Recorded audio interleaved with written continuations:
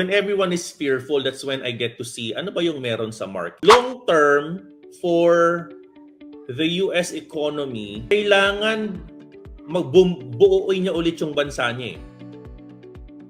In a sense that investors, stakeholders need to have more political confidence. No? Tingin ko yung subtle message ni Trump dito is, yes, he's throwing away all different types of taxes, but it's being selfish for the US. Therefore, US can be a great again. Yung nga yung political mantra niya, di ba?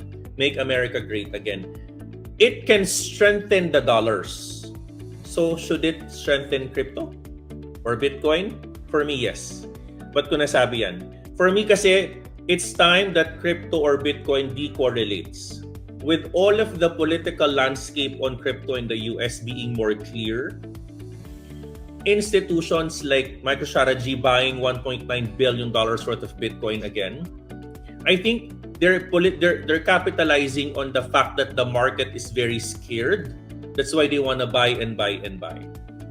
So para sa akin, just zooming out on this, yes, meron tayo mga political small problems, but the landscape is getting clearer and clearer and clearer and clearer.